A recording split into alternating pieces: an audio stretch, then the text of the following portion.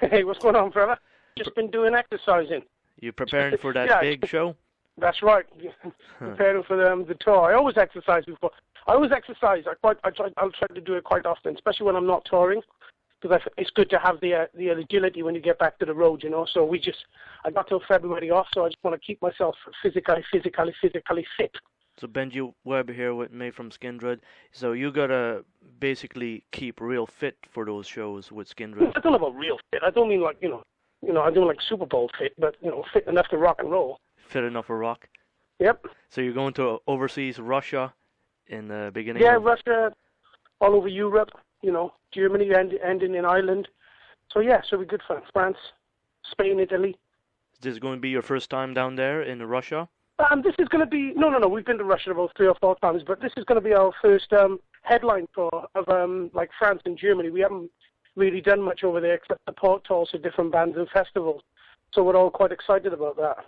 I take it that sales are very good down there? No, do you know what, Jason? I don't bother with sales, mate. What I bother with is going to a show and feeling what the vibe is like. I don't bother with records or anything like that. I mean, in this day and age, we're downloading, like, people just download anything they want and take what they want. How can you keep track of anything anyway, you know? So what's important to Skindred as a band is our records, the albums we release, the songs you play on the radio and stuff. For us, they're like audio flyers. They're just like telling people that we got new, that are coming to town, you know, to play music. You think in a few years from now, ragga metal is going to pick up speed and young? Well, I'm quite happy. I'm quite happy with the pace that it's going at. We're doing real well all over the world, and I get to do this stuff every summer festivals we play. So I don't know whether ragga metal could become like hip hop or R&B or, you know, I mean like a popular street culture music. But I'm enjoying myself, and I know the guys in the band love it too, and you know we pick up fans all over the world. So something's happening. Whether we're going to be like Beyonce in a couple of years, I don't know.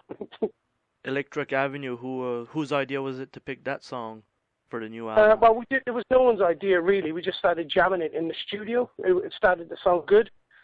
We enjoyed it, and we decided to record it. Everybody who's heard it, they enjoyed it. And, everybody who we speak to have got something to say about that song, whether it's good or bad. So, mission accomplished. Mission accomplished, and it's a song that's been picked up on lots of radio stations, of course. Yeah, a lot of radio stations played it, especially in America. The new album, Shark Bites and Dogfights, this will be basically the album you're promoting when you're out on tour. What we're going to try and do, we're going to play like 4 songs off each album and then some obscure stuff, so everybody gets a taste of stuff that we're doing. Maybe try to do like play the first songs we ever written and 4 songs from Shark Bites and Dogfight. In your personal time, what do you like to do in music? Like listen to music? Well, myself, all the 50s, all 90s, all from the 50s era, all the number ones. So I've been listening to that quite a lot lately. So I like a lot of a wide variety of music, you know. So I'm listening to really old stuff lately, which I've enjoyed quite a lot. I think there was a magic when they used to record without Pro Tools. There was no cheating. No, you know, if you couldn't sing, then you couldn't sing. So there's a magic in listening to old recordings where these musicians are actually learning their parts and playing their parts. There's no cut and paste, you know. So yeah, I'm enjoying doing that at the moment. Any rarities that we should know that you're listening to, like any obscure artists? I tell you what, listen. I like there's a dude called Robin Thicke. I don't know if you've heard of him. He's an R&B, a white R&B artist. I think he's really cool. He's like, you know, like a sort of Justin Timberlake type of dude, but he's like underground. Where do you go and discover your music? Online or various stores? Yeah, I do go around online and look on iTunes, and I look in on different forums to check out bands. Yeah. And like that, you can find new bands to inspire you to write totally original music, and keep on going in that direction. Well, I think everybody's, like, when you say totally original, when we start writing music, we're just trying to be like somebody. Everybody's trying to be like somebody.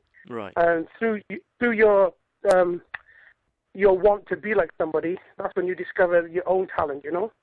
So I think everybody listens to somebody and says, I want to sound like that, you know?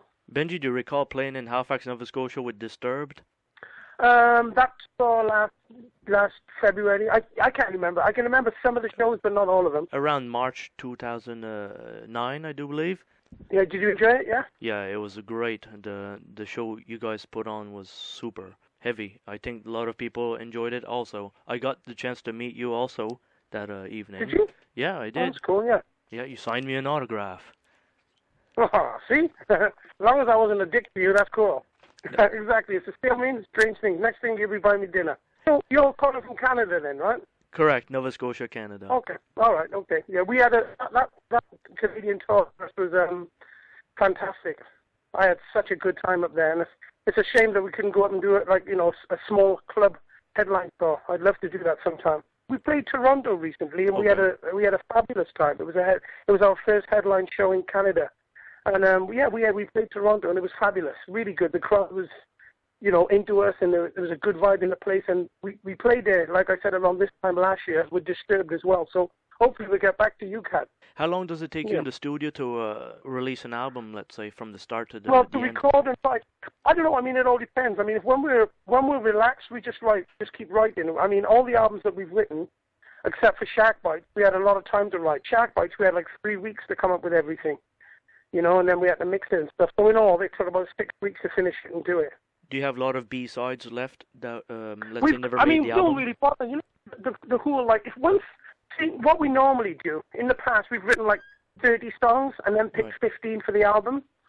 And the ones that we don't use, it's not that they're no good, it's just the guys producing the album didn't pick them.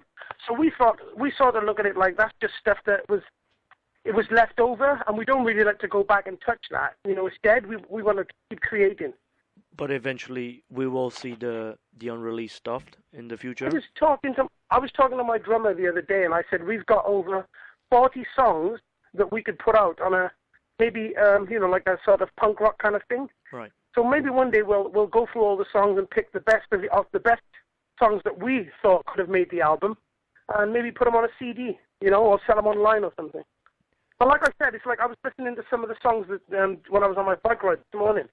And it's like I thought, these are not these. It's only because one person said that they felt the other songs that are on the album were better. But I disagreed with them. But because they were getting the job to produce the album, I thought, well, just let it go. There's no use complaining, So there are a great amount of songs that I'd like to for the Skindred fans to hear that wasn't released. Do you take care of your vocal cords a lot? I don't smoke. Okay. I don't smoke cigarettes. I don't smoke weed. I try to, if I drink alcohol, I try to not drink too much. But I don't do I really don't do anything. What I find is at the beginning, when I haven't been singing, I find my voice it's got to take time to get strong again. Right. But normally, like say on a 3-week tour, the first 4 or 5 shows would be difficult, but after that, I sort of just lock in and it's cool.